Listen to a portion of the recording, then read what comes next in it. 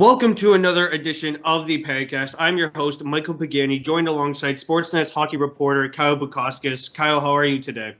I'm great, Michael. How you doing, man? I'm doing good as I can be during these unfortunate times. You know, lots of people have been watching Tiger King. Outer Banks is another hit show along with Ozark. What have you been doing during quarantine? You know what? We ticked a lot of those boxes. We went through the Tiger King phase early on. We actually started and finished the first 3 seasons of Ozark. The dark horse show for me that I fell in love with was one season on FXX called Dave. Have you heard of that one? No, I have not. Okay, so there's a rapper who I think got a lot of his fame and popularity off his YouTube videos called Lil Dicky. And so I heard of. Okay, I heard of. Yeah. So he wrote, produced, he stars as himself in the show, and it's kind of a satirical look at his life and his journey to creating a career as a rapper. It's just one season so far. It was 10 episodes. They were each half an hour long. I absolutely loved it. It was something to look forward to every week. That's been my favorite thing to watch so far. How crazy has the Tiger King show been to you? Well, it's almost, it feels like it was like forever ago now when I watched it, but yeah, it was just like everybody else. We were all so blown away that I couldn't believe that exists, A, and B, they're talking about, what was it, like a couple grand to buy like a baby tiger. And in the grand scheme of things, when you think about like how much a dog costs, that doesn't cost that much. Like you think for an exotic animal like that, you'd be paying way more. So I guess you can see why so many people around the United States own them. And the fact that they turn them into a zoo is another thing in its own. But it was just unbelievable that there's a whole another part of the world, it seemed like, but it was not that far away. It's on the same continent as you and I, Michael, going on down in the United States. It was just, you shook your head at every single moment because you thought, surely it couldn't get more wild than this. And then it does. Yeah.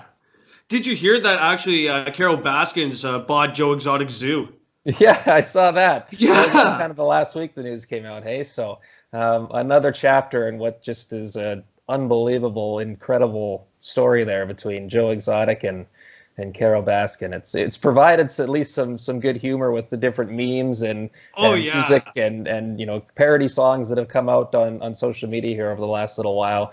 So at least it's provided us with some entertainment when it couldn't have come out at a better time, eh? Like the fact that everyone's been told to stay home right at the beginning of the pandemic, and then this drops and everyone was so enthralled and couldn't look away. Because we had nothing better to do because all the sports were canceled. So, Netflix decided to thrive with the spotlight. Yeah, exactly. They couldn't have timed that any better. Have you been watching NASCAR or Bundesliga since it has returned?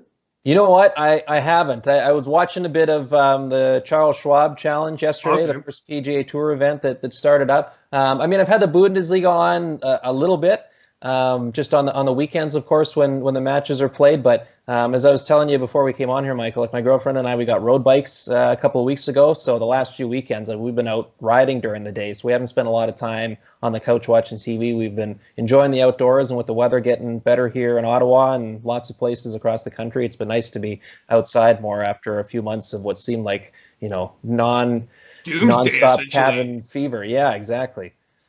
Have you been getting on the golf courses at all? A little bit, yeah. I played a few rounds. Going to try to play again this weekend. I'm no good golfer by any stretch, but between that and having a few sessions at the range, as I said, like it's just great to be doing some different activities again and being outside. Like, just sign me up for it. I'm all for it. How about you? Well, I've just been, I haven't done golf, but I think the only golf that I would do is mini putt. I think that's the only good golf I would be good at. But yeah, I've just been, doing my podcast, getting guests on to talk about their story, essentially, like I told you before. I'm still in school, unfortunately, to the 26th. So the workload has been getting lesser since it is in June and the final concluding weeks. There is no exams, so I don't have to look forward to that, which is fun. I'm trying to stay laid back, essentially. Right.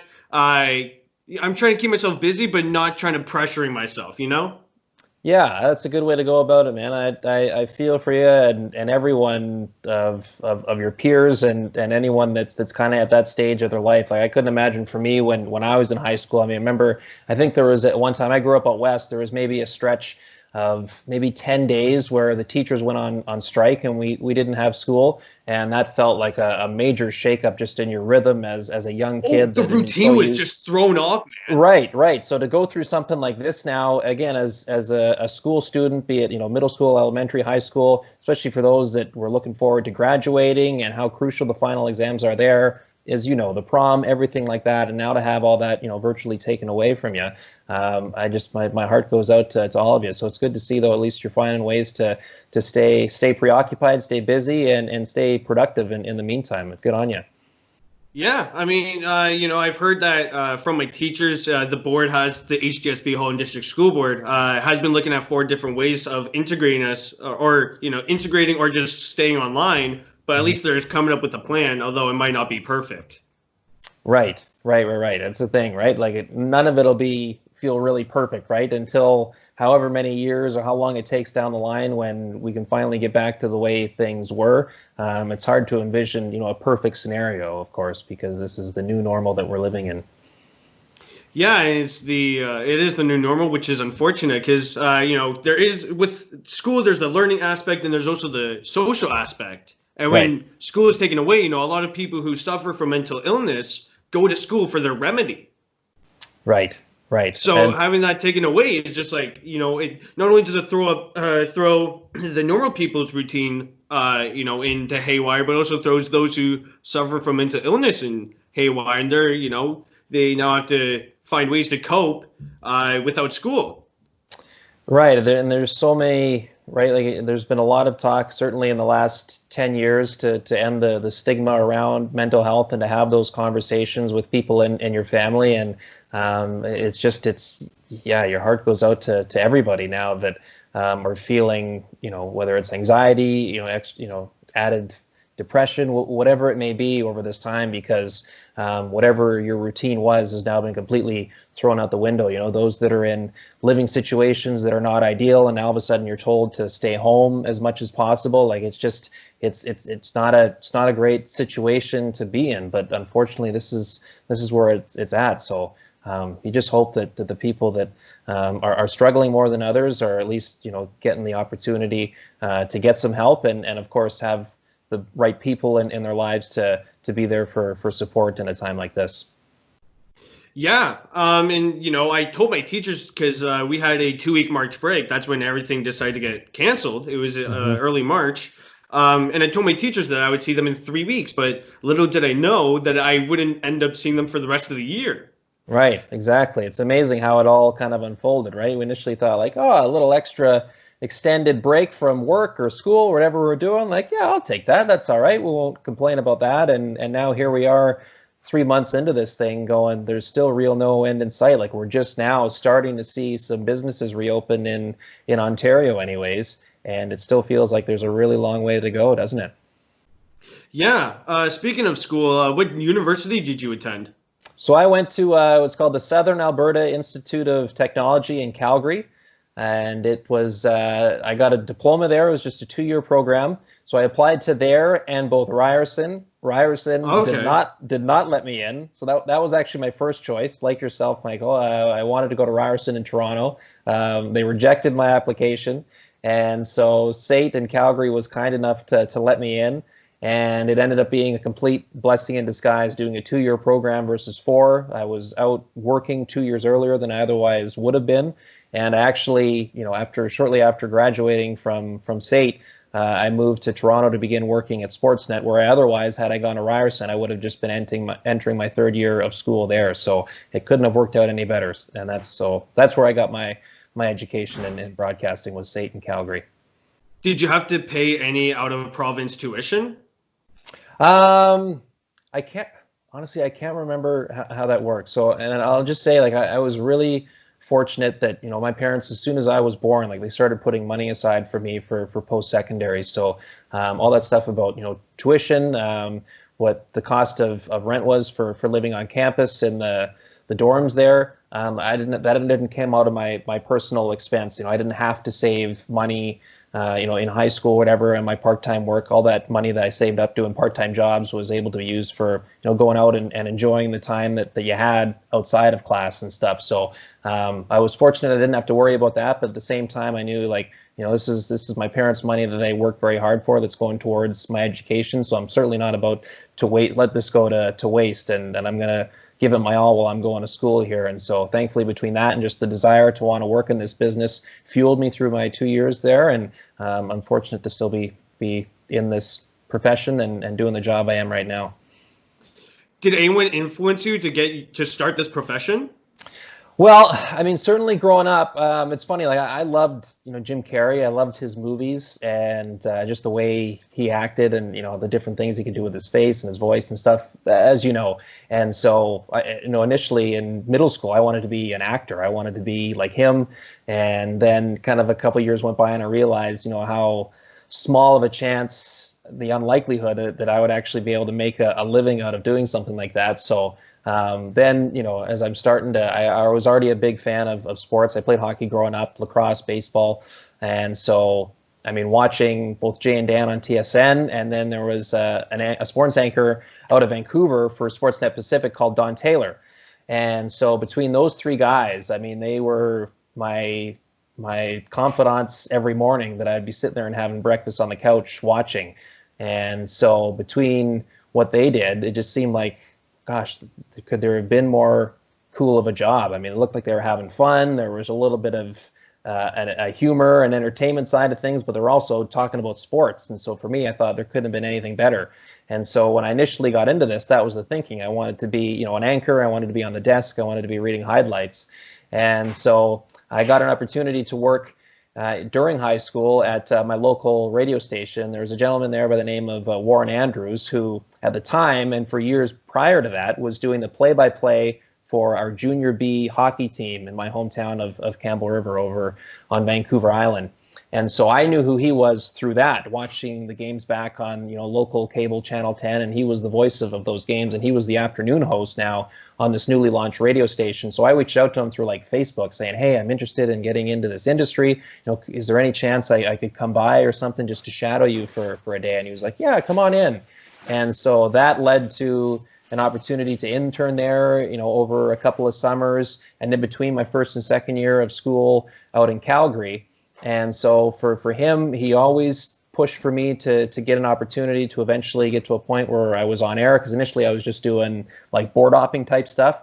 But he had my back, and that we should give this kid a chance to fill in doing sports. And he and his family would go on vacation for a week in the summer, or take over doing the morning show when the morning show person was away on vacation, and just doing little fill-in stuff like that, voicing different features that ran on the station.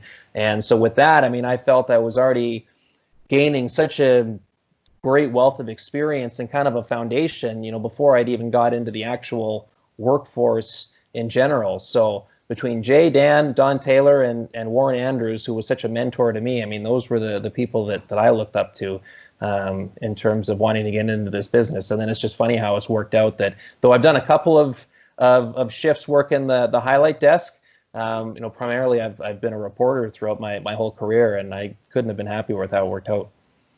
And, with your early career that you had to read off a teleprompter, right? Well, yeah. So certainly when you're on the desk, right, you're afforded the ability to use a teleprompter and a script to we've got a great highlight zone at Sportsnet, the guys that cut the highlights and provide the scripts for. And then if there's anything that you want to go in and add to put your own little spin on things, that you can. So, I mean, it seems easy, like you're just looking into a camera and reading the words that are right in front of you. But man, at least for me, it can be a little tricky at times. Sometimes you lose your place, and then you're going, oh my God, your mind's racing at 1,000,000 miles an hour because you're nervous already as is. And so, yeah, in studio, you get the benefit of a prompter, but out in the field, you're on your own. How did you how did you suppress with the nerves that came with it? It's a battle that I still deal with now, Michael. I'll say, like, there's times where you feel your heart's feels like it's sitting right there on you, or you're starting to sweat and stuff like that. I think that's always going to be part of just what comes with me doing this job, because you care, because you want to have a good performance, and you don't want to let your teammates down, right? The people that are around you when you're working on a show like Hockey Night in Canada, you think of the history and the tradition of it, and you don't want to do anything that would compromise the integrity and, as I say, the tradition of that show by doing a poor job and feeling that you're letting the people that work on it, that you respect so much, and the brand itself down. So how do you deal with it? Obviously you do, just over the course of years of doing reps, you get a little bit more comfortable. And honestly, forcing yourself to be comfortable in uncomfortable conversations, right? Or uncomfortable moments, rather. Going into moments, like we talked about before we came on here, Michael, like interviewing a live pig on TV. That wasn't natural to do, but you knew that it was just a really cool opportunity, and you knew that, one way or another, it was going to work out. So you just rolled with it. And so just going through moments like that, over time, you get a little bit more comfortable in those uncomfortable moments. So at least that helps deal with the nerves a little bit. You finished your 2-year program at SAIT. How did you get the job at Sportsnet from there? So my second year there was a woman that, funny enough, she was just filling in on a mat leave position. She was in charge of communications for the athletic department. And so she got to know me because she would schedule people to do like play-by-play for like the men's and women's volleyball games or basketball or hockey and stuff, because all of that would be webcast out through their website, which was a really cool thing for them to do. And it was a great opportunity for students that wanted to be involved in that, to help themselves improve and get their reps that way. So she got familiar with my work that way. And so this would have been, I think, late February. It would have been right after our reading break. And so she sent me an email and said, hey, Lindsay English is her name. And she said, what do you got planned coming up? Like, are you done school after this year? What's kind of the future hold? And so I had been already working on a demo reel, because I was going to be graduating in a couple of months. And so I needed to start getting ready to start sending that out to potential employers that had jobs available, to try to get that ball rolling. So I said, well, I'm graduating in a couple months, and I don't have anything concrete in place from there. And so she said, well, I don't know if I've ever told you, but my dad is the news director at Sportsnet in Toronto. And I'm like, God, I had no idea. And so she said, yeah, when I was back visiting family over the reading break, I mentioned you to him, and he wanted to see some of your work. So I thought, well, this would be the coolest thing ever if I could just have someone in that position see my stuff and just give any kind of feedback of if I'm on the right track and different things to work on. I mean, how cool would that be to have someone in that position give you some sort of feedback? So I did that, and he got back to me a few days later and said some good things, and kind of asked what my plans were. And I said, I had nothing concrete. I'm just starting to apply and trying to get myself ready for once graduation hits. And about a day later, I was actually at a broadcasting workshop up in Edmonton with some friends and from our program, and I got an email from Scott Moore, who at the time was the president of broadcasting at Rogers, and said, hey, I just got your demo reel passed on to me by Mike English, and one thing led to another, and at the bottom he said, we want to bring you out to Toronto for an interview and an audition. And so I, 19 years old at the time, still in school, I'm going, wait a second, this isn't how it's supposed to work. Right? Like you hear about, I know everyone's got their own story in this business about how they get to where they are, but there's steps that you kind of take in order to get there. And I was fully committed to go into a small market and trying to hone my craft that way, and then working your way up from there. So to hear that and to read that, I was just completely blown away.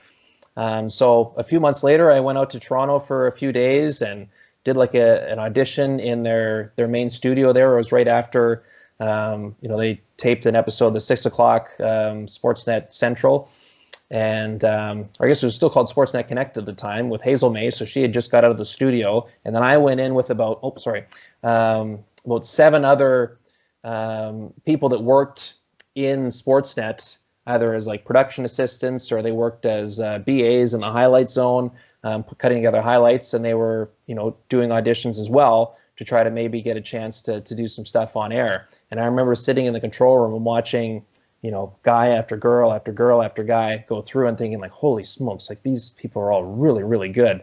I'm thinking like, man, like I'm not in Kansas anymore. Like these people are all for real.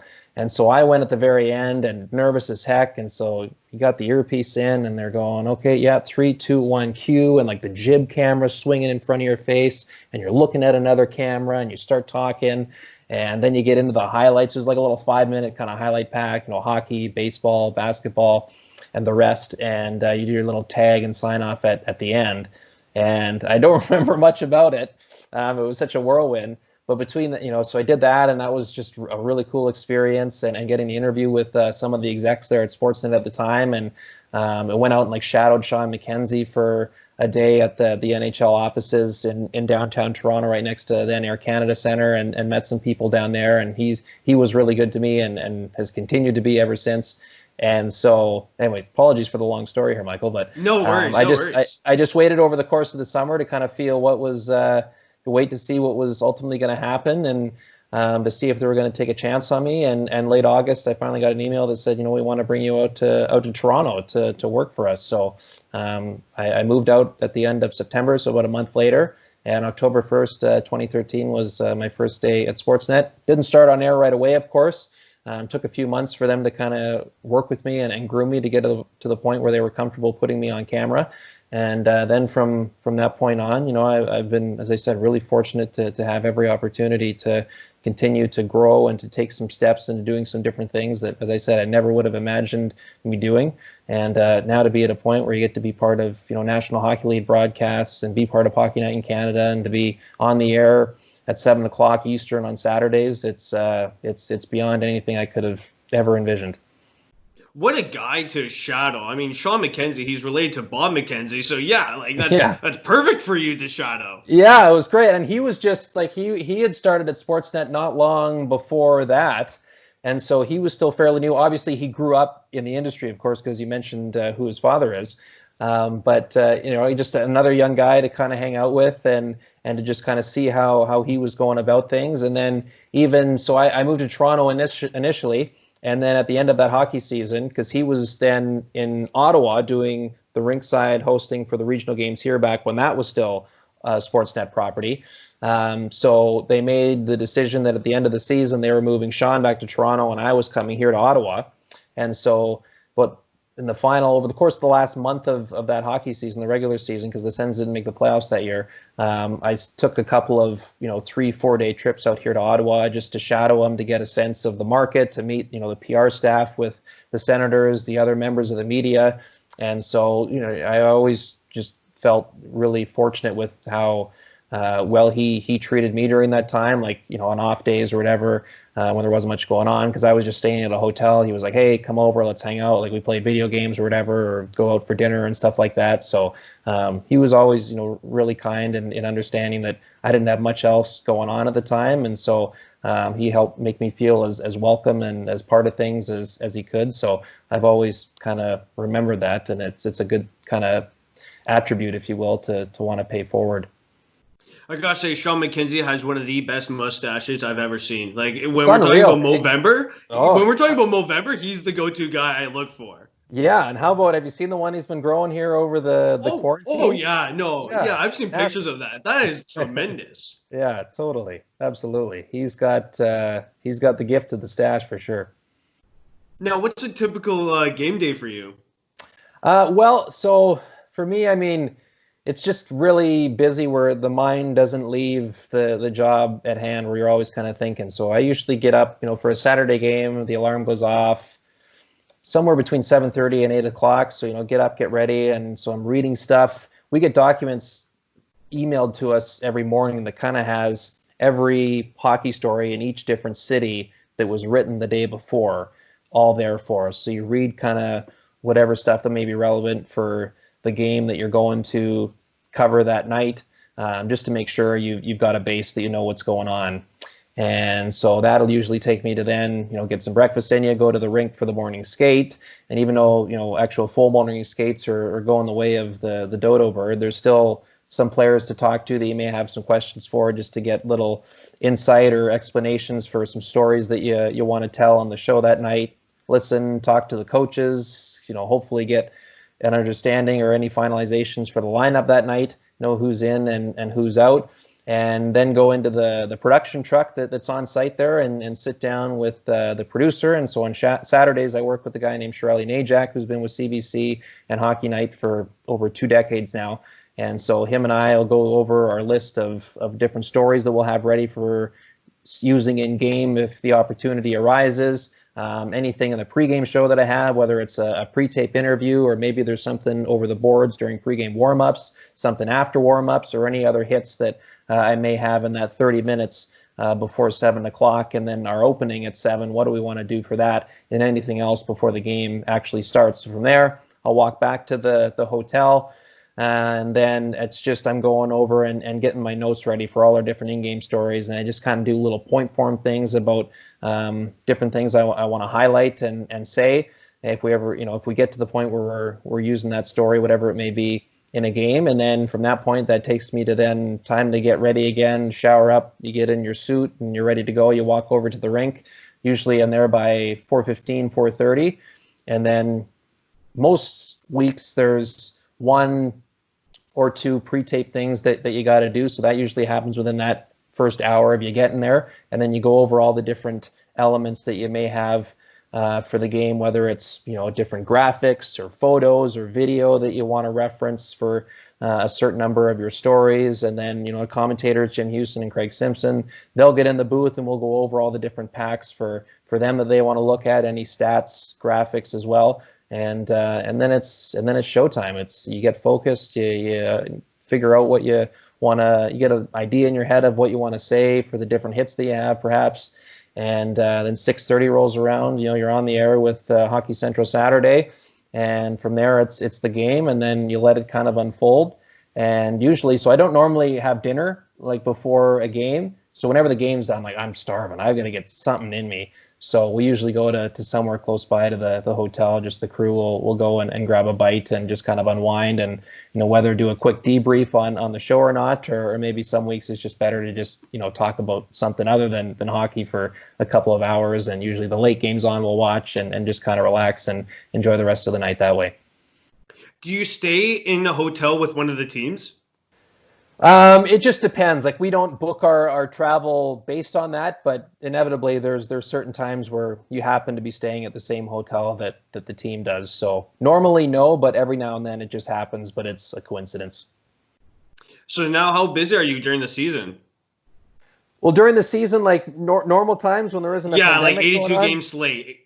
Yeah, pretty busy just because, I live here in Ottawa, and I primarily do Maple Leaf games on Saturdays. So I'm most weeks here during the week, Monday to Thursday. So if the Senators are at home, I'm at the rink there covering off their practices or going to games if they're playing out in Canada. Every now and then there may be a midweek national game, like a Wednesday night hockey game I may be scheduled to do. Sometimes they're here in Ottawa, maybe in Montreal or Boston or somewhere that's a short flight to.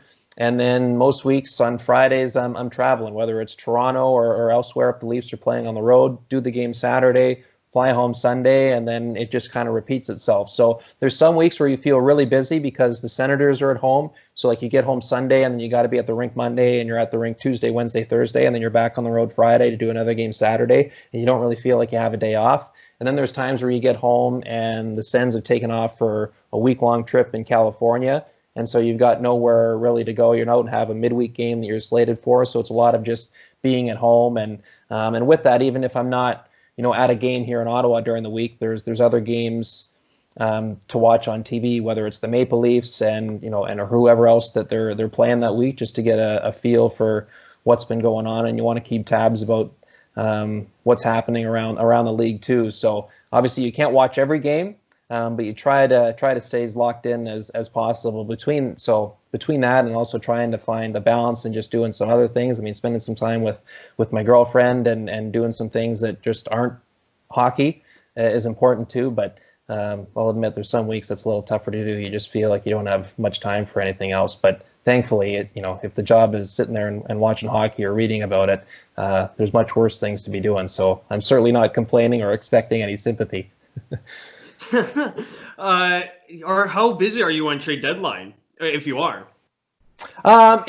It depends, right? Like I don't work in studio, and I certainly wouldn't put myself anywhere near the level of a Chris Johnston or an Elliot Friedman and those people that are constantly on the phones and figuring out what's going on. I mean, really, it just depends on the year and where you are. So this year I was with the Senators. They're playing in Columbus. It was moderately busy. I mean, they made a couple of minor deals, but a pretty significant one dealing Pagcast. So trying to figure out how to properly cover that. The year before, it was when Mark Stone was traded to Vegas, and they were actually here at home and practiced that day, and so that seemed, and it didn't. The trade came down, I think it was less than an hour before the actual deadline hit. So you're waiting all day. You're thinking it's going to happen, but you're waiting and waiting and waiting, and then finally it does.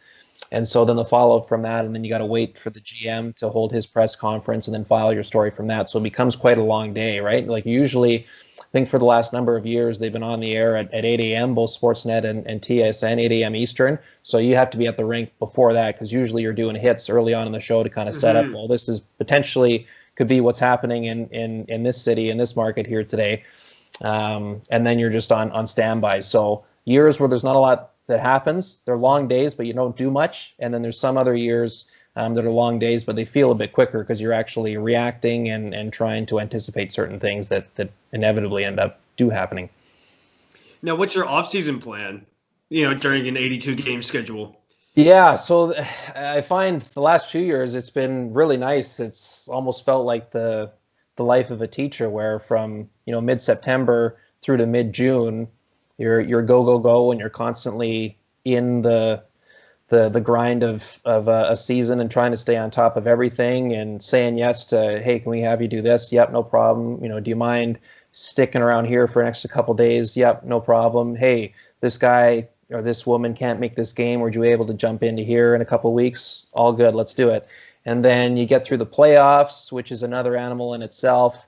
And once that's all done and the Stanley Cup's been handed out, you get a little bit of a reprieve. And so the last few years in June, I've gone back home to see family for about a week to 10 days or whatever it may be. And then you have July 1st. And then after that, on Canada Day, I mean, really, it's like you're on vacation mode. Now, I've been fortunate since I've been at Sportsnet every summer, I've been part of the Rogers Cup coverage. And so that's a week-long, just long days out in the heat. But it's one of the funnest things that I've been able to do at Sportsnet. It's probably the one thing I look forward to most every year, is being able to cover that tournament and to watch the quality of tennis there. So because it's something totally different from hockey, how you cover it and just the sport itself, I love doing that every year. So that kind of breaks up the summer vacation, if you will. But other than that, I mean, there's 6-7 weeks there where it's just able to relax and unwind, enjoy the best weather of the year, and just not really think about work all of that much. So it makes the grind of the other months of the year all that much worth it when you finally get to the finish line. Now, I must ask, did you cover Bianca Andreescu's run at the Rogers Cup? No, I wasn't there for that one. So I've always been where the men have had their tournament, right? So of course every year, either if the women are in Montreal, the men are in Toronto, and they switch every year. So I was in Montreal last year, and Bianca, of course, was doing her thing in Toronto. So we all watched with bated breath on TV as she did that. I will say I was in Montreal in 2017 when Shapo went on his run, at least for the early part of it. Yeah. So I was there from the start Sunday all the way through till Thursday, and then Friday I had to fly to Toronto because I was filling in for somebody to do anchoring Friday night, Saturday night, Sunday night. So Thursday night, he plays Rafa in the third round. And so nobody thought he was going to win, right? Like nobody ever thought and so everyone's predicting, maybe like a 6-3, 6-3, like everyone's thinking straight sets. Straight sets win. Right. And it had been such a good run for Dennis at that point to get there. And it wasn't even like, it was just like, Rafa was at pretty close to top form at the time. He was gunning for number one in the world again. And so I watched the first set, and I believe he lost the first set 6-3. And I thought, well, the kid's putting up a fight. Like, you can't fall to the net. So I had to get home to pack because I had an early flight the next morning to Toronto. So I left the grounds. And so I took the shuttle service back down. I was living in Montreal at the time. back home downtown, and I'm checking my phone when I get home, and all of a sudden he's won the second set, and I'm like, oh my God, this is crazy. So then, Wait of a course, minute, I'm this is on TV. unexpected. Yeah, no one saw it coming. And so maybe other than Dennis, of course. And anyway, so then, of course, like everybody else, I'm glued to my TV for that third set, and then he wins the bloody thing. So that was one, at least I was fortunate to see part of. But it's great to see those moments like that where you think someone's dead in the water and then they find a way to dig themselves out. It's one of the many reasons why I find tennis to be a really compelling sport, that I've just found my love for it has grown year after year. How did you keep up to date with Bianca Andreescu's success? Like during that week?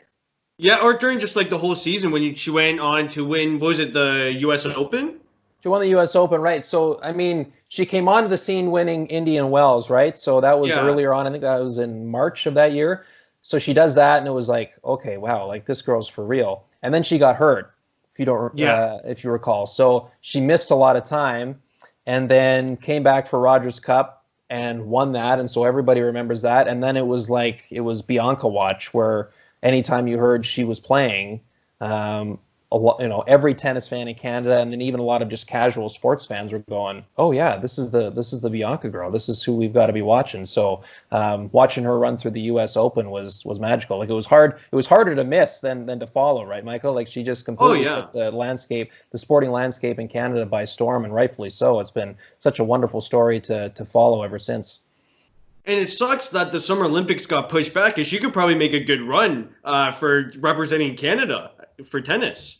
Totally. I just think the future is so bright in Canadian tennis, between Dennis, Felix Auger-Aliassime on the men's side too, and it just seems like it's still getting started. I mean, Milos, I still have hope that he could maybe put it together at a major. It just comes down to if his body can hold up, right? Like it's just he's been battered by injuries so many times. He's been looked like you're right there close to finally having that breakthrough, and then whatever it is on him, knee, shoulder, hip, whatever it may be, gives out, and then you're taking 5 steps back again. So I think we're entering the golden age, the golden era of Canadian tennis. So I mean, obviously it was done for the right reasons, postponing the Olympics. So hopefully by the time 2021 rolls around, the Olympics will be full go, and Bianca and Dennis and Felix, whoever else, will be that much more prepared and experienced for an opportunity like that. It'll be fun to watch. Yeah, definitely. I just want to say real quick that, you've done an amazing job with the Stanley Cup Finals game back in 2017 to just a regular season game between the Leafs and Habs. The Habs are my favorite team. I don't have a hat on to represent it, but I am a Habs fan. To Jarome Iginla's Jersey Raptor game. Looking back, what do those games mean to you? So I wasn't in Calgary the night he had his jersey retired. But I remember one of the last things I covered as a student at SAIT was when he was traded from Calgary to Pittsburgh, and being there at the press conference that morning. And so through family, for a lot of my childhood, I was a Flames fan, and Jarome was one of my favorite players. So it was bittersweet. Like he knew the reason behind, the Flames ultimately having to do that, but to be standing there and watching a guy that you idolize as a kid kind of say his final goodbye to a city that had embraced him for so long, it was very unique, but special to be there. But being I will say, as I said, just really lucky to do some different things, and 2018 being in Vegas when Washington won the Stanley Cup, and then last year in Boston for when St. Louis did its thing in Game 7, and just being able to witness some of those moments when the Stanley Cup is awarded, and you see the emotion on the players and on the families' faces. It's so cool. Like Joel Edmondson with the Blues, I remember interviewing him and his parents, and in the middle of I think it was his dad answering a question. I mean, he just started to get choked up, and the tears came over, and then the mom started crying, and Joel started to cry. And so I just said, I'll let you guys have your moment. Like, congratulations. It's just little things like that you thought, man, like how lucky am I to be able to just kind of witness something like that? I'll never know what it's like to actually experience it, but to just kind of see moments like that up close, it's really, really cool. So from there to just, an original 6 Leafs Habs matchup on a Saturday night. it's special. I never lose sight of how fortunate and how lucky I am to be able to do it. And as much as maybe you may think it starts to become a little more normal and not as unique more and more times that you do it, you still find different things whenever you're in the moment to kind of remind yourself of just how cool and how special it is to be a part of. So whatever it is, Stanley Cup final, a jersey retirement, an Original Six showdown, those are all just things that, as I said, I never would have envisioned doing as a profession, never having the chance to do. So to be part of that, it's just, anyway, it's tough to find the words to explain properly. You just don't lose sight of how fortunate that I am to do. I don't mean to be too gushy here, Michael, but no I worries. Really do. Don't worry about it. Yeah, no, it's just an excellent reminder. And so if this pandemic has done anything, it's just put a lot of things into perspective. Some things that you take for granted, hopefully we don't anymore here as things get back to normal again. Did you ever talk with Layla Anderson, who emerged as the Blues superfan? I may have. I don't think I haven't interviewed her. Certainly I've been around her, but that was the other thing too. Like in Boston, seeing Colton Parayko bring the Stanley and Cup Layla over. Anderson celebrate together, just the best moment. So like him bringing the Stanley Cup over and holding it over her head, and for her to be able to kiss it and stuff like that. Like, I mean, it's tough not to get choked up and emotional watching it. And then we were actually doing a game in St. Louis earlier this year, early in December. And geez, my eyes are watering up just thinking about it. So they actually showed Layla in the building that night, and I believe it was the bone marrow donor, the guy that provided his bone marrow that virtually saved her life. And so they showed the two of them there in the building, hugging, and the whole place was going crazy. And so you just saw like the love and the appreciation between the two of them there, and just the genuine warmth. So those are the two things with Layla Anderson that stand out to me, that again, fortunate enough to witness. How do you cherish those type of games? Like, do you grab a photo or like some sort of apparel after the game? Some things I will. Like in the playoffs and stuff, if there's different like towels that will be like draped over the seats for the fans. Like sometimes I'll check kind of after the game if inevitably there's a couple of fans that may just leave the towel, not take it home with them. Or sometimes there's, certain special programs or something that are given out in like the media room. I'll hold on to those. I have a few like production scripts from like my first NHL game, my first Hockey Night in Canada game, different things like that. My first Leafs Habs matchups. Actually, the first Toronto-Montreal game I worked, it was November 2016. So the warm-ups, they have all the pucks that have like the information about the matchup. They'll show the two teams, the date, Bell Center, Montreal, Quebec, and all that. So that's the pucks that the players will use in warm-up. And someone on our production crew, our floor director, she actually grabbed a puck for me because she knew it was my first like big Leafs Habs Saturday night game. And so after the game, she gave it to me. So I always thought that was really, really nice of her to do. So I've kept on to that. And there's a few other little things. But I find, me personally, I don't take enough photos when I'm in buildings or having the opportunity to cover different things.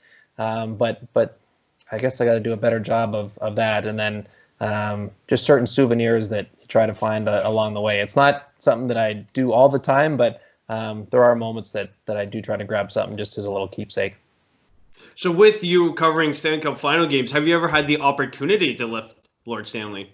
No, never touch it, and I don't plan on ever. I'm a firm believer that unless you're like a family member or a close personal friend of somebody who won it, or you're a player or part of the organization itself, then you haven't earned the right to touch it. So I mean, I've gone to see it at the Hockey Hall of Fame. I didn't touch it there. Don't plan on touching it in any other scenario.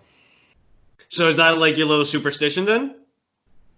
It's just more just respect for what it takes to earn it, right? And who holds the right to be able to kiss it, to touch it, to lift it up, to eat cereal out of it, whatever it may be. And I know I'm lucky enough to, as I say, be around it, but I won't lay a hand on it.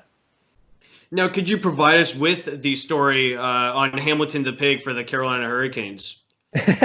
Yeah. So he became like a cult hero in North Carolina because he started going to games. I think it was right at the end of the regular season when they were making It their was push to right get in. before the playoffs. Yeah, so he was starting to come to games, and then I think people really took notice in the playoffs. Like, this guy and his fiance, they've got the little red wagon flyer, red wagon pulling them around at the tailgates. Out front of the arena before games, so people all, naturally, you see a pig being pulled around in front of a hockey building, you're going to notice. And up until the conference final, I think every game he had been to, like the Hurricanes had won. So he was on quite a streak. So you knew if Hamilton had showed up, then he was the good luck charm, and that it was going to be a good night for the Hurricanes. So we'd come to Carolina after the first two games in Boston. The Hurricanes were down 0-2 in the series. And so for the opening, producer Shirley Najak thought it would be fun that night to have me with the pig.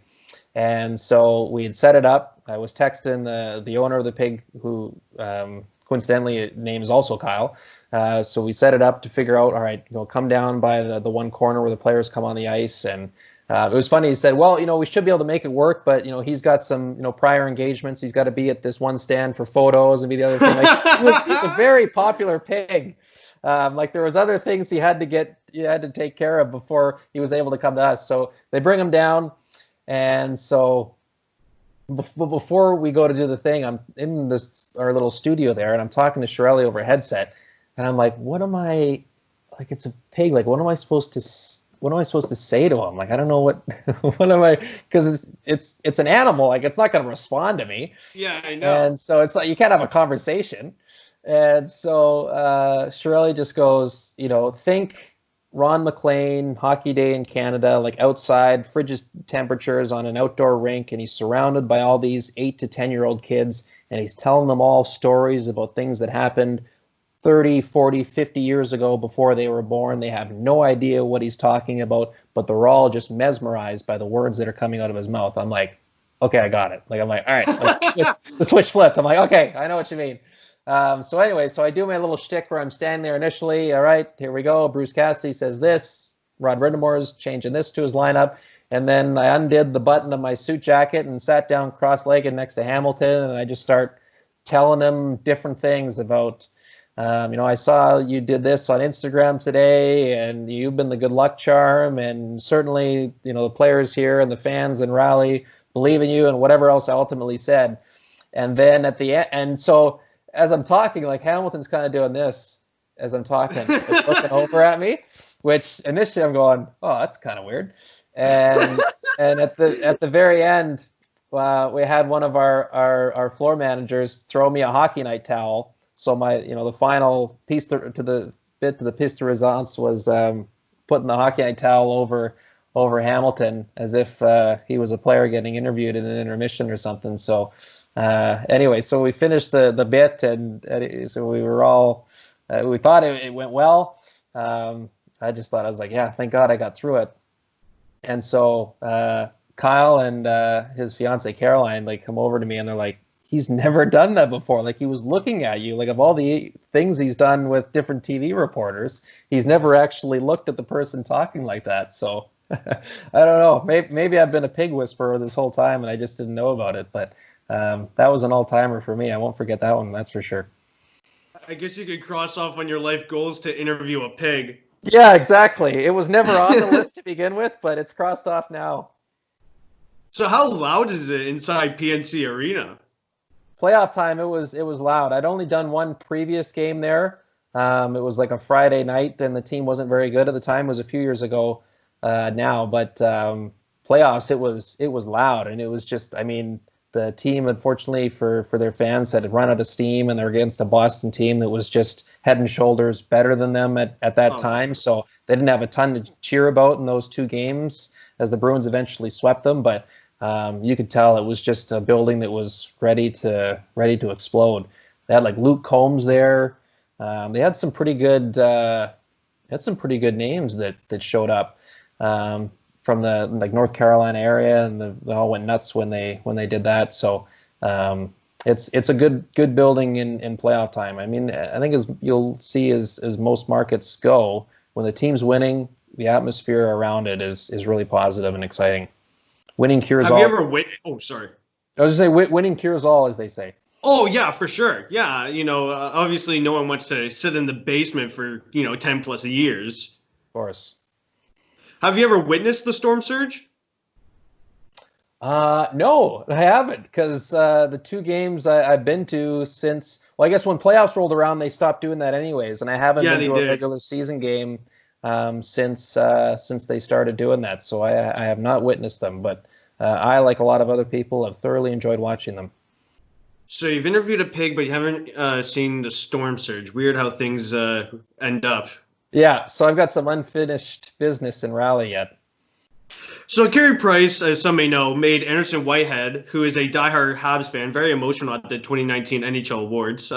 Just to give some context, Anderson's mother had died earlier that season due to cancer, and the mother's goal was to give Anderson the opportunity to meet Carey Price, and fortunately enough, Anderson did. The video went viral and won the NHL Fan Award for the best feel-good moment of the year. You did get the fortunate chance to meet Anderson during a Habs Leafs regular season game.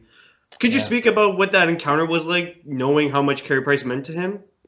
Yeah, it was just, he's such a wonderful, young man, I guess he's turning into now, that he's so in tune with what's going on in the game. He's got opinions. He's not afraid to share them.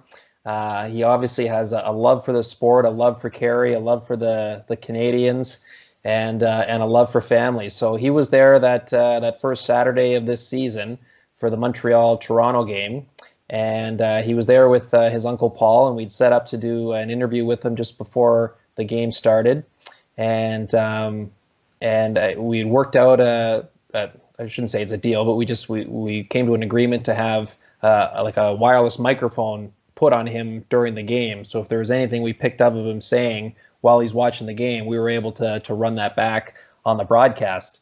So anyway, so we did our little interview there, and so he came over, like I introduced myself. It was my first time meeting him, and so he was a little shy to start, and then all of a sudden he just starts going, right? Like he's telling me about, this is what Marc Bergevin needs to do, and this is what I think is going to happen tonight. As I said, like he's a confident kid, and he knows his stuff. And so it was just really heartwarming to listen to him when we went to air with our conversation and talk about just the different things that he and Carey have talked about not worrying about what other people think, to being true to yourself. And then we get to the game. And so I don't know if you remember that. I'm sure you remember that game, right? Like Montreal down big in the third period. The comeback, the throw. That's when Kasperi Kapanen threw his broken stick, right? And then Jeff Petrie, of all people, go on. I know, took the penalty shot, which threw me off. I was like, why is Petrie taking this? Right, and scores. And then Matthews scores within the last minute to tie it, to force overtime. Anyway, so I think when Montreal had tied it, then at the next commercial break, they had run back just a little sound of Anderson reacting to the tying goal. And so he's doing the Dikembe Mutombo finger wag to the Leaf. Oh, okay. He's like, we're in it, boys, we're in it. So anyway, so obviously Montreal wins in a shootout that night. So we got Carey as a post-game interview, and we're showing him in our little monitor there out in the hallway by the camera, just shots of Anderson going nuts during the game, as again doing the finger wag, arms up, doing this, asking for noise.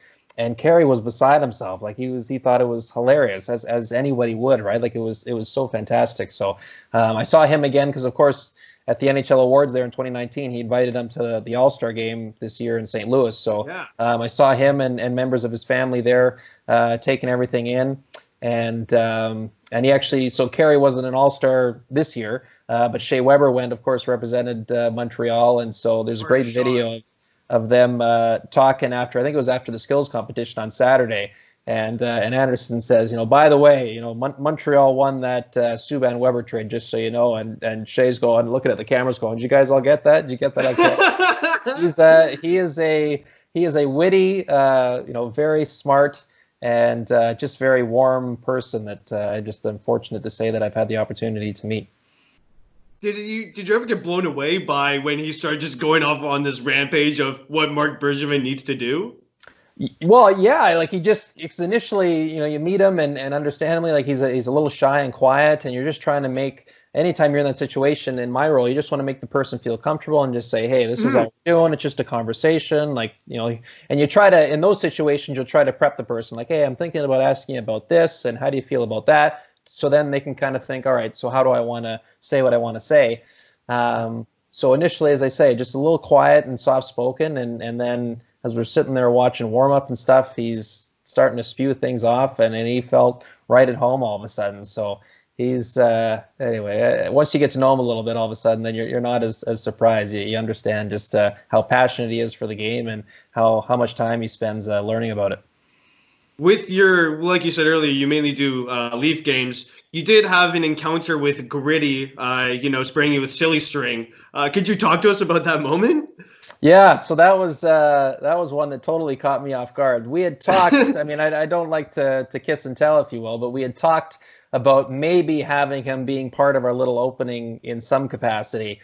And so we start our hit, and I'm trying to give the lineup news. And then if you're watching home on TV, you see the orange hand come into my face, and it's playing with my hair and doing all this stuff to try to tickle me under my chin and stuff. And so I'm trying to keep it together, all that. And at the very end, I look at him, and because we had done something the year before with him. Okay. And so I said, so my last line was, it's nice to catch up with some old friends. And as soon as I say that, all of a sudden, I just feel this splat of silly. It took me a couple seconds, but I realized it's silly string.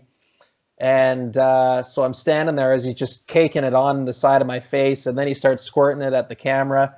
So I'm going, Sean Reynolds in Dallas, please take it away.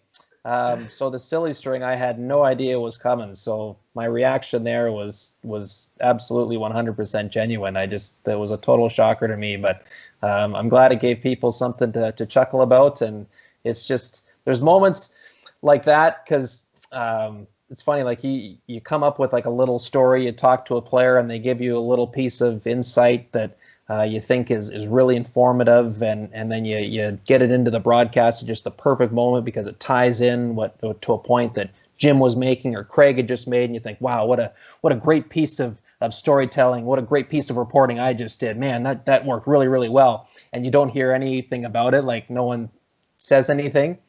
And then you get sprayed in the face with silly string, or you talk to a pig live on TV and everybody goes crazy and it's everywhere, so it's a good reminder that, at the end of the day, as much as I try to tell different stories and convey information that'll enhance the viewing experience for a fan at home, at the end of the day, we're here to entertain too. It's an important thing. It's an important thing to keep in perspective.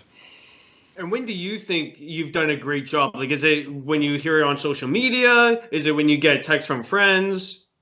I don't know. I mean, everyone's their hardest critic, and it certainly is the case for me too. Like, certainly when things go well, there's still that part of me that goes, well, how could I have done that a little bit better, or how can I do it better next time? Certainly, you're never satisfied. Our producer I work with, the line he loves to use is like, you need to produce every single second of television, and you need to constantly strive for perfection. And it's not likely you're ever going to get there, but it keeps you driving towards something, right? A lot of times you're going to walk away disappointed, but at least it keeps you going, well, this is what I got to do next time to be a little bit better, and a little bit better after that. So yeah, I think certainly within our own kind of crew, when you've had a good show, and others when you've messed something up, or something hadn't gone well. If I didn't execute something well, I certainly know right away. So you kind of reflect that way. But in terms of when you've done a good job, I don't know. I guess I don't spend a lot of time thinking about that. Like that thought doesn't come in my mind a lot, where you leave the rink going like, man, I was really, really good tonight. Like, it's more so like, gosh, like, the team did a great job. There's a great replay they show. Like, you're more thinking about other things than your own stuff, unless it's something that I did that screwed up or whatever. If I didn't do something well, then I'm on myself in my own head going, gosh, you goofball, why did you mess that up? So that's kind of how I approach it. And so with that, as I said, there's a lot of times where you're left going, I wish I would have done this differently. I would have done this better, but it keeps you hungry to be a little bit better than you were the week before or the show before whenever you do a game next. How did you remain cool when Gritty brought out the silly string and just hit you with it? I don't know. I don't know. As I said, I guess at that point I'm like, well, we're here now. What am I going to do? Yeah, exactly. Right. What am I going to do? So I might as well just wear it, enjoy the humor that I guess it brought, and just the moment that I found myself in. And I don't know. It's just silly string. It cleaned off really easily. So that was my thinking, I guess. Now let's get to the David Ayres game. What was going through your head when you heard a Zamboni driver had to lace up the skates? First off, I remember the collision between Kyle Clifford and Peter Mrazek, because I was right in that corner there at ice level. So you got a good angle of it, and a good the sound of it too, of that collision between those two players. It was unreal. The force at which those two players met. It just your mind was kind of racing because you're trying to dig up as much information on this guy as you can. Like any other things that we had prepared for potential in-game stories, were right out the window. Right. There was a game earlier that year where I can't remember who Toronto was playing, but they were at home and the visiting team's goaltender had got hurt and had left and their backup had come in. So it was one of those things, well, just in case, we better figure out who the emergency backup is. And it was David Ayres that night. And so at least I had heard the name already when the Carolina game happened. So I'm looking it up again, it's David Ayres is the guy that we had talked about earlier. But even then, I think the first couple times I said it on air, I think I pronounced his name Ayres instead of Ayres, just because I didn't know. You had no idea, and you and so that was on me to not double check that initially. Okay, yeah. But thankfully, early on, it was actually a member of the Leafs PR staff said, "Hey, just so you know, it's pronounced Ayres," and so I relayed that to the team, and then we had it from that point forward. But it was just so unthinkable the way all of that played out, because you're thinking Toronto's going to win in a landslide now. And so that third period was one of the more remarkable 20 minutes of hockey I have ever seen for a whole host of reasons. And so, but in between all of that, again, you're just trying to find any little tidbit, any kind of information about this guy, because nobody's heard of him before in a general sense. Any typical viewer wouldn't know who David Ayres was until he obviously stepped in that net. So what else can you add to tell the story about this guy? And then you see his wife Sarah is tweeting all these things that she's going crazy. We knew that she was in the building. We didn't know where she was. So I'm trying to reach out to her to kind of say, hey, would you mind letting us know kind of where you are? If we could show you on camera saying, here's Sarah Ayres, David's wife, watching this all unfold, or God forbid she'd be willing to do an interview at that point, just doing different things like that to try to dig up as much information as you can. And then you win, or they win, sorry. The Hurricanes win, David wins, and so now you're doing the interview with them live on the air. And again, it's one of those things where, your own worst critic.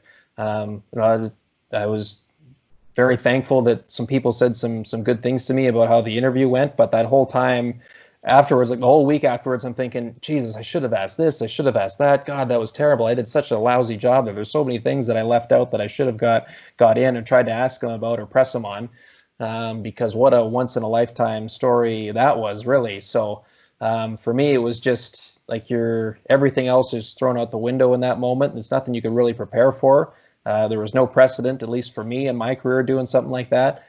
So it's another one of those ones where it's good to go through to kind of figure out how you handle those situations, and then just some good takeaways for knowing how to be better if any situation close to that ever arises again over the course of your career. Did the camera cut back to you when you were trying to figure out this information? No, I wasn't on camera on any of that, but it's more so just voiceover stuff, because there was a lengthy delay, when Mrazek gets hurt, and now we've got to wait for David Ayres to get in his gear and to get on the ice and to take some warm-up shots. So, I mean, you can only show the replay so many times. Jim and Craig up in the booth can only say so much about what's going on before they're just repeating themselves. So what can I, as the third man on the broadcast team, add? So I'm Googling, searching, digging, whatever I can on my phone, standing in the corner there. What else can I find? Well, when they did their skate at Nathan Phillips Square earlier this year, he was one of the goalies out taking part in the 3-on-3 tournament there. So there's familiarity with the Maple Leafs players. He's gone out and taken shots, certain practices that he's been out for there too, like just other stuff like that I was now trying to add to the conversation. So that's a lot what it's about.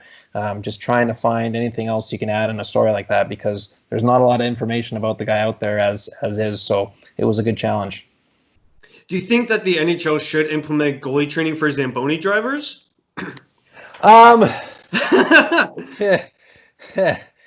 Yeah, I don't know about Zamboni drivers in particular. I found this was a unique story in it of itself, but certainly maybe firming up the guidelines in terms of who is really eligible for playing goal. Don't get me wrong, it was a wonderful story that I was so just thrilled to see how it played out. I shouldn't say thrilled, because then it's not like I was choosing or cheering for Toronto to lose that night or anything. But it was so remarkable to watch how it played out. Yeah. But certainly you would have felt, had that gone the other way, then you're feeling for the Hurricanes, who were in a fight for a playoff spot at that time, and they're going, so wait a sec, that may cost our season to 2 points that we needed to get into the playoffs, because the only guy they had available was a 40-some-year-old goaltender or Zamboni driver that played minor pro a long time ago. It's so that part of it you understand. Maybe there's some guidelines that need to be looked at, being reviewed perhaps. So I don't know. I guess ultimately the league looked at it and decided, well, it's such a rare occurrence. Maybe we'll leave things as is, but we'll see if that ever gathers any steam down the road. How crazy does it seem that the Leafs' own Zamboni driver beat them, but was wearing a different uniform? So weird, eh? Like he's in his blue and white pads. He had a Marlies mask on and a Hurricanes jersey. Yeah. And as I said, it was one of the more remarkable periods of hockey I've ever seen.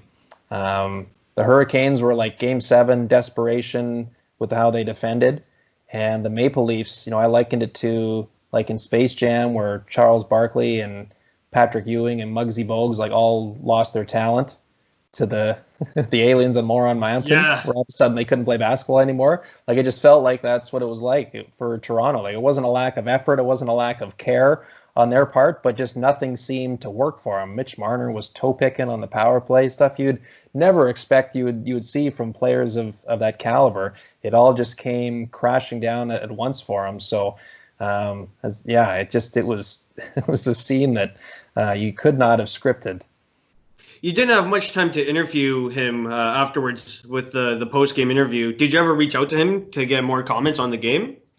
I didn't personally, just because, the media blitz that awaited him for that next week and beyond, he had more than enough stuff going on between him and his wife going down to the States to make the media rounds. I think he went out and practiced with the Leafs the next day, ironically enough, and he was doing different what are called talkbacks there from the arena. So he had enough stuff on his plate. He didn't need to hear from me again. Now, speaking of Toronto moments, take me through where you were when Kawhi Leonard hit that Game 7 shot. So that game was Mother's Day Sunday last year. Yeah. So that we did an afternoon game, Boston, Carolina, Game 2 of that series. So me and Shirley, our producer, decided to take, because it was an afternoon game, take a late night flight from Boston down to Raleigh ahead of Game 3 instead of typically you would just fly the next morning. So we decided to get down there early. So we were sitting in like a little airport restaurant there, and they had the game on the TV. It was just a little TV, and so we're sitting there waiting for our flight, and our flight was actually delayed by about 45 minutes. And so because of that, we were able to see the shot and how it ended. Otherwise, we would have been on the plane and likely would have missed it. So we're sitting there watching, and I just remember, maybe it was because the TV was small or just the angle I was on. Like I remember just seeing the ball go up and thinking, oh, no chance. Like it just seemed like it was going like into the third row or something. I'm like, oh, well, overtime, here it comes. And then like everyone else, one bounce. Oh, wow, that shot was actually a lot closer than I thought it would have been. Two bounce. Wait a second, it still might actually go in. Three bounce. holy crap, what's about to happen? And then the ball falls and everybody goes crazy. So we're going nuts. I mean, there's like, I think 5 of us probably at the bar watching. I think we were the only Canadians there. Everyone else is just going, oh my God, I can't believe what I just saw. The bartender's like, free Molson for everybody. We're like, let's go, come on. Yeah, it was, so everyone's got their where were you moment. For me, it was at Boston Logan Airport waiting for a flight to Raleigh, North Carolina. That is one of the more, I guess, weirder moments, if I were to ask. Yeah, maybe. We'll see. I know this past All-Star game, child player and puck tracking. What are your thoughts on that? So they were supposed to be implemented league-wide for the playoffs this year, and of course that's been pushed back.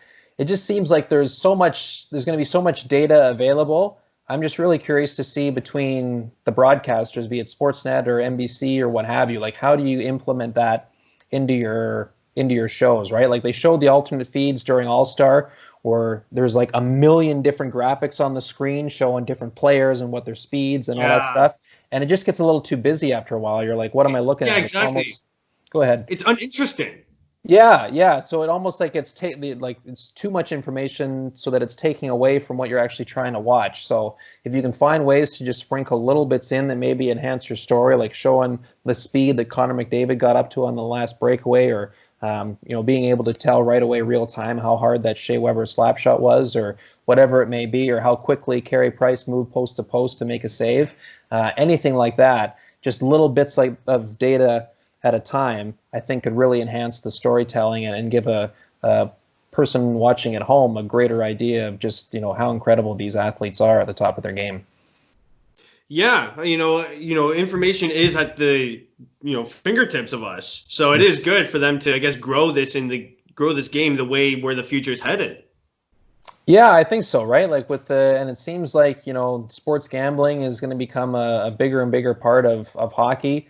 So as things kind of move forward and everything's so accessible at your fingertips on everyone's phone, the more data, the better. But I think it's how you execute it and how you go about maximizing it without overdoing it. I think that'll be the real key to it, because there's access to a lot of stuff, but being able to filter through what actually is meaningful and impactful, I think that's the secret. Now, NHL and local media outlets are replaying past games until the season starts back up again. Are you getting bored of those reruns? Yeah, some of them I've kind of flipped on to watch, but for me, and I'm sure for a lot of other people, outside of like the big ones, it's tough to rewatch only because you know the outcome, right? So it's just it's a little less compelling. I appreciate networks trying to do that just to create some content to watch, because otherwise, what else are they going to put on with nothing else happening? But now with more things starting to start up again, perhaps those are coming to an end. But I will say I've watched a few, but I haven't been tuning into all of them. That's for sure. What excites you most about the 2014 playoff? I think just the unpredictability about it, right? Like you're going to look at, if they are playing by early August, which seems like best case scenario right now, you're looking at essentially the length of a full offseason for a team that doesn't make the playoffs. That's how much time will have gone between the pause and then starting things back up again. So any momentum or any good feelings that a team had up until March 12th, I don't think any of that will matter anymore. Everybody, for the most part, should be fresh. The players that were either out hurt or dealing with some nagging injuries, that should all be, for the most part, healed up. So teams will be at virtually full capacity. So now you've got an opportunity all of a sudden for teams that maybe didn't think they were going to be part of the mix, like a Chicago or Montreal. Well, now you are. So what are you going to do with it? It'll be a completely unique set of circumstances, playing in the hub cities, no fans, etc. But what an opportunity to, as John Tavares said this week, captain of the Maple Leafs, I've been dreaming as a kid of lifting that trophy over my head, and now I get an opportunity to do it. So that he's not about to let it slip, and I'm sure there's a lot of other players that feel the same way. Do you know if you'll be on site for this year's playoffs? Don't know. They haven't figured that out yet. I would be surprised if they let, ringside hosts, people that work in my role into the buildings. Maybe by a conference final or a cup final, they get to that point. But I would be surprised early on if they were letting those people into the building. There just seems to be still so many restrictions as regards to who would be allowed into the hubs. I don't know if we'll make the cut. Yeah, I definitely hope that you do make the cut, along with the family of these players. Like, I don't Right, know for if sure. those of the family will even be allowed in.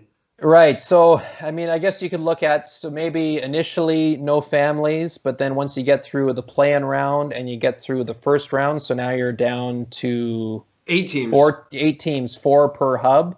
Now you've Yeah. got way less people inside the bubble, if you will. So now you can say, all right, for those teams that are still playing, that haven't already gone back to their families, now you can bring some significant others, wives, girlfriends, kids, whatever it may be, mom and dad. Now you can come in and be part of it. I think that would be a good way to go about it, but still so much to be decided. Do your coworkers ever give you nicknames like players give their teammates? Um, No, not really. I get a few. Jim Houston will often refer to me as Jimmy Neutron because of my hair. So I get a kick out of that. When I first started, Ken Reed called me the kid just because I was the youngest one there. Yeah. But that was it as far as nicknames go. Now, final question here. Do you have any advice for aspiring sports journalists? Yeah, that's a tough one, especially now because just given what's all gone on. But I know, for me, it's just trying to find as many different opportunities to get reps as you can. Like even if you're a student, attending a journalism program or a broadcasting program or degree or what have you, try to find some things to do outside of class that you're not getting graded on. It's not counted towards your GPA or whatever it may be. But it's an opportunity to get some experience and, as I said, get some reps. I mean, that's what I did in doing a lot of the school broadcasts or webcasts when I was a student out at SAIT in Calgary. And so that led me to the person whose dad was working as a news director at Sportsnet, right? Like I'm not here today having this conversation with you if I didn't go out of my way to do those things outside of class time 8 years ago. So between doing that and taking every opportunity you can, like it's a very small world, this business, and you never know who knows somebody that could lead to something. So putting yourself out there, I think, stands out in terms of potential employers, and also just being someone who is good to work with. And I know that's easy to say, but are you somebody that puts in the work? Are you somebody that people can trust to do the job properly? That I don't have to worry about Michael because I know he's going to hold up his share in the preparation and how he executes and the job that he does. I don't need to worry about him. I can focus on my job. And that's kind of how you build a strong team in whatever environment, whatever setting you're in this business. So if you're that kind of person that is easy to get along with, that people enjoy working with, I often say I think that helped me a lot, at least early on when I was getting opportunities that I probably wasn't totally qualified for. But I think people trusted me that even though as I was working through the kinks and the cobwebs as I was trying to find my way, that it certainly wasn't going to be from a lack of effort that was hindering me in certain moments, and that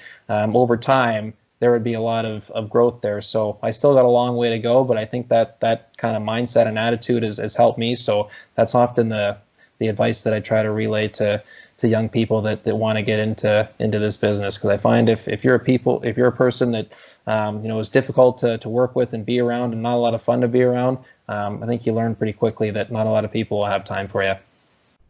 All right. Well, I'd like to thank again Kyle Bukauskas for joining me on today's podcast. Thank you again, Kyle. Thanks, Michael. Good to be on with you. Take care.